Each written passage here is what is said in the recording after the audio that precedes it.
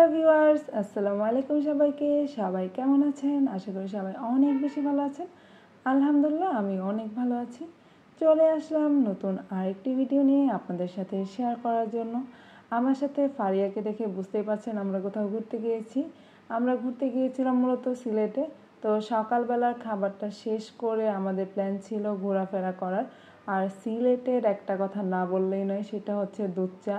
প্রায় সবগুলো hotel restaurant আমরা যেখানেই খেয়েছি সেখানে একদম খাঁটি গরুর দুধে বানানো ছিল, খুবই মজাদার মানে চাটা ছিল।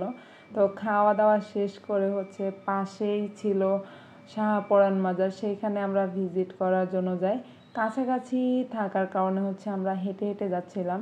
হেঁটে যাওয়ার সময় আশেপাশে এত রকমের দোকান ছিল, সেখানে অনেক রকমের আচার থেকে শুরু করে কড়ির জিনিস থেকে শুরু করে অনেক রকম অর্নামেন্টস সব কিছুই পাওয়া যাচ্ছিল। তো বলতে বলতেই চলে আসলাম শাহপরান মাজারে।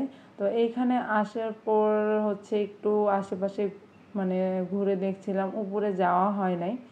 তো অনেক বেশি রোদ ছিল, শীতের দিন, তারপরেও অনেক বেশি রোদ ছিল। আর রোদের তাপ এত বেশি ছিল যার কারণে সানগ্লাস ছাড়া মানে চলাই যাচ্ছিল না। আর অনেক বেশি রোদ থাকলে সানগ্লাস ছাড়া বের হওয়াটা অনেক বেশি কষ্ট, কারণ পুরো রোদটা হচ্ছে চোখে এসে পড়ে। তো শাহপরান মাজার ভিজিট করার পর হচ্ছে আমরা খাদিমনগরের একদম ভিতরে এলাকার ভিতরে চলে যাই চা বাগান ভিজিট করার জন্য। তো হেঁটে হেঁটেই যাচ্ছিলাম, কারণ হেঁটে হেঁটে গেলে অনেকটা সময় পাবো আশেপাশে দেখার। তো এইখানে একটা চার ফ্যাক্টরি ছিল, তো ওইটাও হচ্ছে আমরা দেখতে দেখতে যাই। সিলেটের প্রতিটা এরিয়াই হচ্ছে চায়ের জন্য বিখ্যাত, কারণ হচ্ছে সিলেট হচ্ছে চায়ের জন্য বিখ্যাত। সো সব জায়গাতেই সিলেটের প্রায় বেশিরভাগ জায়গাতেই চা বাগান ছিল। তো খাদিমনগরের এরিয়াটাতে আমরা যখন ঢুকি এইখানেও অনেক জায়গায় চায়ের বাগান দেখতে পাই।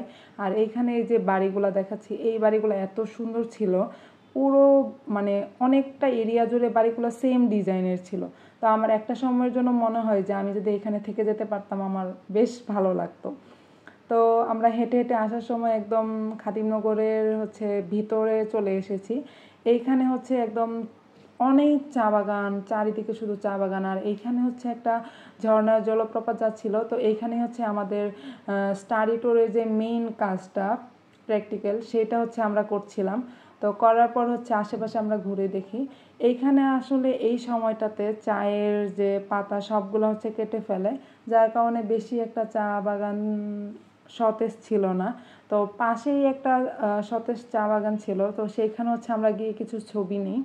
তো ওভারঅল আমার খাদিমনগর বেশ ভালো লাগে। তো আপনাদের কাছে কেমন লাগলো অবশ্যই কমেন্ট করে জানাবেন। আল্লাহ হাফেজ।